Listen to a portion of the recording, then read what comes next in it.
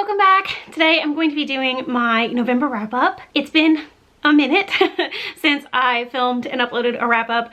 I didn't do a wrap-up for August, September, or October, and I thought about doing like a catch-up wrap-up for those 3 months like I did for the summer, but I didn't really have super strong opinions about most of the books that I read in August, September, and October, and so I didn't really want to waste the time filming a video talking about books that I just didn't feel that great about. Like, honestly, a couple of them I actually really didn't like and I was not looking forward to having to talk about. And although there were a few books that were kind of like standouts that I did enjoy, I just didn't feel like making a video to talk about a couple of books that I did like, and then mostly books that I didn't like or felt pretty meh about. So I'm not going back, not doing a catch-up wrap-up, just, you know, leaving it be. If you want to know what books I read in August, September, and October, you can of course go and check out my Goodreads, but I am deciding to leave those months in the past. I'm going to move on, and today we're going to talk about November. In the month of November, I ended up reading 6 books, which I am really happy with because my reading has been so all over the place this year. I've had some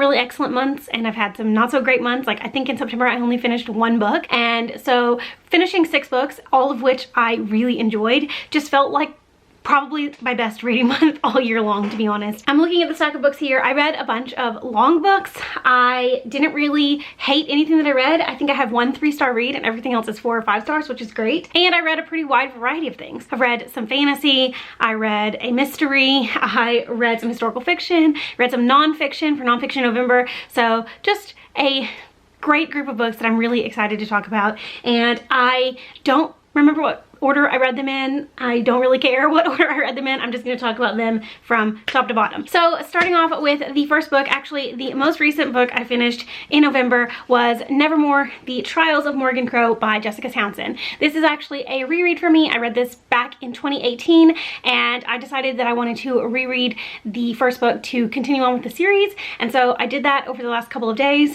and just as I did the first time, I absolutely love this book. It's so much fun. It is just so happy and adventurous, whimsical. It's just got a lot of like great qualities about it. I'm not typically a middle grade reader. I actually very rarely will pick up a middle grade book voluntarily because I just don't really like reading that age range of books, but this is definitely my exception. I love this book. I love the characters. I love Morgan. I love Jupiter. I even love Jack, and I just think that this is a ton of fun, and it's the perfect kind of, I don't know, perfect book to pick you up when you're down. So if you don't know, this is a middle grade fantasy book, like I already said, about a girl named Morgan Crow who is a cursed child. She's been told her whole life that she is going to die on her 11th birthday. And because she's a cursed child, basically anything that goes wrong ever is blamed on her. And on her 11th birthday, instead of dying, she gets whisked off to the magical city of Nevermoor by the weird Jupiter North, who invites her to participate in these trials to enter the Wondrous Society, and she decides she wants to do it. So this book is all about her going through the trials to get into the Wondrous Society, and also just discovering more about herself, discovering what it means to be a cursed child, and discovering this whole new city that she could never even have dreamed existed. It's just a ton of fun, and now after reading this, I'm so excited to continue on and read books 2 and 3 because I just need to know what's going to happen next in the series. If you haven't read Nevermoor yet, I would highly recommend doing so, and it's one of my absolute favorites. I'm so glad that I reread it. It was the perfect book to read during this kind of actually very crappy year, and so if you are looking for something like that, then this is the book that I would definitely recommend going to. Next, I'm going to talk about the 2 nonfiction books that I read in November. First of those is The Answer Is by Alex Trebek. This is Alex Trebek's memoir that came out earlier this year, and it's not so much a memoir as it is just a collection of little anecdotes, little stories, little reflections on Alex Trebek's life. I am a huge Jeopardy fan. I've been a fan of Jeopardy since I was a little girl. I really love trivia, and I was very sad to hear that Alex Trebek had passed away earlier this month. Actually, the day that he passed away, the hold that I'd had on this audiobook for like months finally came through. So I read it, I listened to it all in one day, and I really enjoyed it. It gave me a lot of interesting insight into Alex Trebek's life and his kind of like career history, and also just kind of like endeared me more to him as a person. He genuinely seemed like a really good person, and this book kind of reflected that. He's someone that I just really admired, and so I'm sad that he's now passed away, but I'm really glad that I got to read his book. And if you are a fan of Alex Trebek, if you're a fan of Jeopardy, if you're just a fan of good books by good people, then I would recommend checking this book out. I listened to the audiobook, which is alternately narrated by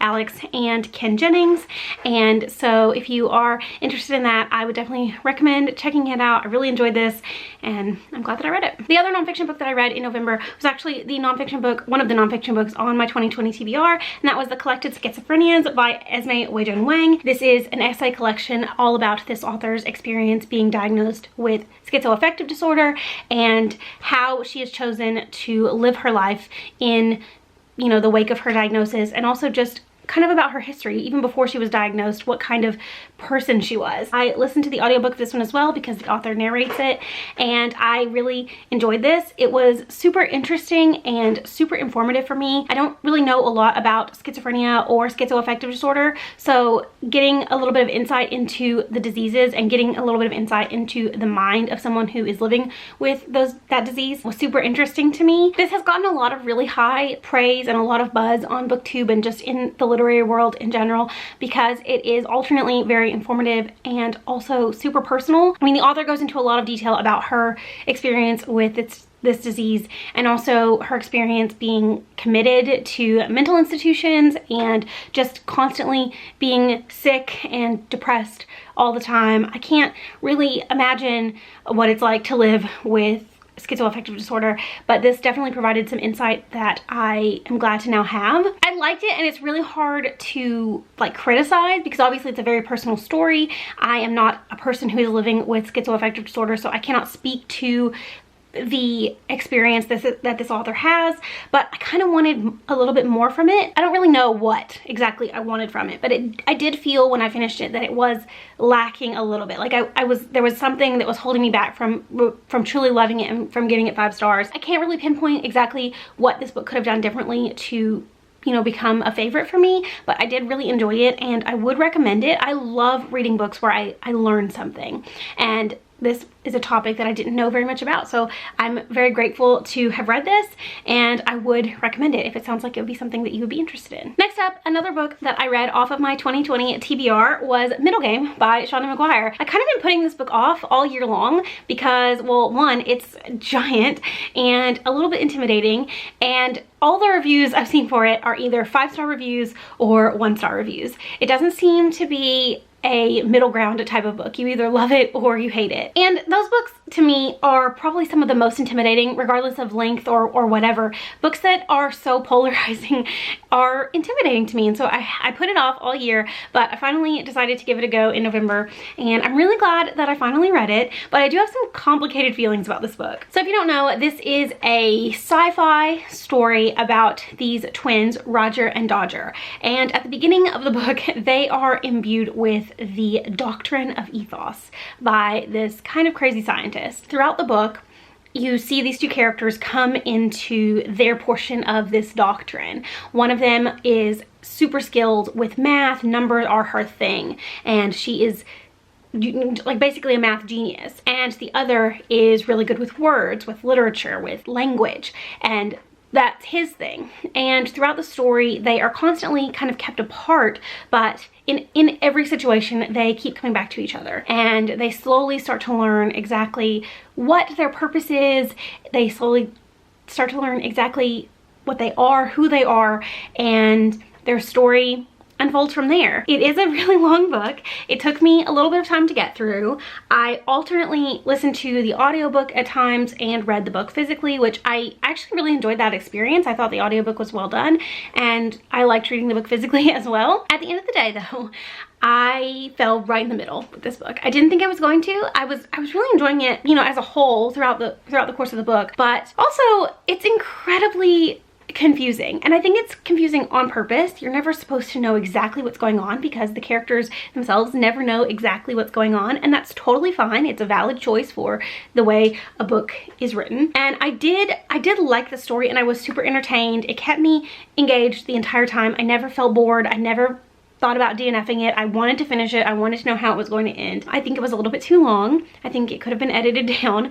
And I just think it was a little bit like too purposefully confusing to get anywhere. Like I just don't know exactly what the point was. And maybe I'm just not smart enough for this book. Maybe there are people out there that are like, Lindsay, come on, get it together. This is what this book means. There is a sequel that is coming out in 2021 to Middlegame. It's kind of, I think, a companion. It doesn't follow these main characters. It follows different characters. And I am super interested in reading that. Like, I will read it when it comes out because, one, I really like Shauna McGuire's writing style. And I'm pretty much, you know, I'll read anything that she writes. I also just want to know if a second book in this series would give me any more insight into the meaning behind Middlegame, and if not, that's totally okay too. I enjoyed it, and I do think that it is a good book, and it is, I think, for a very specific audience. It's very science heavy. It's very technically written, linguistically. There's a lot of stuff going on. There's a lot of stuff going on in the plot as well, so if you can tackle a book like this and it sounds like your thing, then I would definitely recommend it because it could be your new favorite thing. Like, that's great. I didn't love it. I didn't hate it. I felt pretty in the middle about it, which is also okay. So, Middlegame, glad I knocked another book off my TBR. That feels good, but it is what it is. The next book I'm going to talk about is Long Bright River by Liz Moore. This is Liz Moore's newest release. It came out in January. I got this book earlier this year because I really loved Liz Moore's previous book, The Unseen World. It's one of my favorites. And so I was highly anticipating her newest release. And when it came out and when I got it, I was so excited to pick it up, and then I just didn't. But I decided that I wanted to read it before the end of the year, and I finally managed to do so, even though it's long and there's a lot of stuff going on in here as well. I really, really enjoyed this book. So this is a kind of literary mystery about two sisters, Mickey and Casey. They've had a very hard life. Their mother died when they were very young. She overdosed due to her drug addiction, and ever since, they have kind of been going on two completely different paths. Mickey grows up trying to kind of be in control of everything. She goes to school, she studies hard, she has big dreams. She almost at times feels like a parent to Casey, which puts an even further strain on their relationship. And eventually she becomes a police officer in Philadelphia. Casey, on the other hand, goes down the same path that their mom did. She gets hooked on drugs and she becomes a prostitute, and she battles with addiction and prostitution basically her whole adult life. At the beginning of the book, Mickey realizes that even though she and her sister don't really talk to each other anymore, she hasn't seen her out anywhere in a while. And shortly after that, some local prostitutes start showing up dead, showing up murdered, and Mickey thinks that her sister might somehow be involved in these murders. Either she's in danger or she's somehow involved. So this book not only explores that mystery, trying to figure out who is killing these girls and what exactly is going on with Casey and where she's disappeared to, but it also delves into these sisters' past. We get to see their relationship from a very young age all the way up to when basically everything starts to fall apart. And so it's not only a mystery, but it's also an exploration of sisterhood and family and what it means to be there for the people that depend on you. I really liked this book. I will say I didn't like it as much as The Unseen World. I felt like it was a really good mix of literary and mystery. But I think when this book towards the end did start to lean more into the mystery aspect of it, and it became super fast paced and there was a lot happening really quickly, and so it did start to fall into some of those typical like mystery thriller tropes. I was really loving the exploration of this sister relationship, and so when it started to fall more into those mystery tropes, I don't know, I felt a little bit disconnected from the story. I was super interested in the mystery, but I will be honest, I did figure out who was killing these girls pretty early on. Like, within the first 25% of the book, I kind of figured it out, and when it was revealed at the end, I was like, yeah, obviously it makes sense. It didn't really take away from the story for me. I did enjoy it, and I would definitely recommend it. If you like mysteries, but you're looking for something a little bit more literary, not so much thriller, then Long Bright River is a book that I would definitely recommend checking out. It's kind of long, but it's not inaccessible. It reads very quickly, and I just really enjoyed it. I will continue to read whatever Liz Moore writes because I think she's such a talented author, and I really love her stories. I would definitely recommend this book. If you haven't read it before, it is worth the read for sure. And finally, the last book that I have to talk about in this video was actually the very first book that I read in November. I actually read the majority of this in October, finished it in the first few days of November, and that was The Invisible Life of Addie LaRue by V.E. Schwab. This is obviously the long-awaited newest release from V.E. Schwab. If you haven't seen it anywhere on BookTube or, you know, the internet in general in the last few months, then you're probably living under a rock, because this book has literally been everywhere and was super hyped. Everybody that read early copies of it was loving it. I didn't see any negative reviews of it, and so I went into this one with some fairly high expectations, to be honest, and it blew my socks off. Really. I mean, I really enjoyed this. So if you don't know, this is about a girl named Addie LaRue who was born in 1700s France, and she makes a deal with a demon-like spirit to live forever, essentially. But she is cursed with anytime she meets anybody, they forget her immediately. If she walks out of the room, if she walks out of their immediate sight, then they will forget who she is altogether. And then one day she comes across a boy named Henry, a man actually, who remembers her. It's just all about her history growing up, growing through these 300 years that she's been alive, and it's also about Henry, and it's about his life and how and why he is able to remember her. I've had kind of an up and down relationship with V. Schwab / Victoria Schwab's books in the past. I read and loved The Savage Song. I read and loved Vicious. I then read and absolutely hated Vengeful, and I have read The Archived, which I felt just meh about. So going into this book, I wasn't really sure what to expect, but I ended up really loving it. I don't know if it's because I haven't read any of her books in like over a year, because after I read Vengeful, I just was completely put off. But this book's writing style, the characters, the story, like just the idea behind this book, it just was incredible. Like the writing was so good, and I really enjoyed Addie, and I really enjoyed Henry, and I really loved this book. I haven't cried reading a book at all this year, and for the last like 50 pages of this book, I was just like a mess. I'm pretty sure there are tear stains on every page at the end of this book, because it really just wrecked me emotionally, but I enjoyed every second of this book. I think it's hyped for good reason, but I can also understand some of the criticisms that I have seen for this book, and I think that everybody's opinion is valid, obviously. And so while I love it and while I would recommend it, I don't know that it's going to be for everyone. I don't know that everyone is going to love it. It's maybe for a specific kind of reader, or it may just not be your type of thing. You may not even like the writing style, but if it sounds like something you would enjoy, or if you've read and enjoyed V. Schwab in the past, then I would recommend giving it a go, because it's really good in my opinion. It's worth the hype, and I am really glad that I read it. I'm really glad that I read a book that I can confidently say is going to be probably on my favorites of the year, because this was really great. So those are the 6 books that I read in the month of November. It was a really good reading month. I'm really happy to finally kind of be getting my groove back right here at the end of the year. I'm not going to meet my reading goal for 2020, unfortunately, but I have been reading some really good books, and I'm still hopeful that I can finish off 2020 strong. So hopefully December can be just as good of a reading month for me as November was. Let me know down in the comments if you read any of the books that I mentioned in this video and what you thought about them. Do you have similar or different opinions to me? I'd really love to know. Also, just let me know some books that you read in the month of November, or maybe your favorite book that you read in November. I'd really love to know that as well. Thank you so much for watching. I hope you enjoyed this video, and I will see you again very soon. Bye!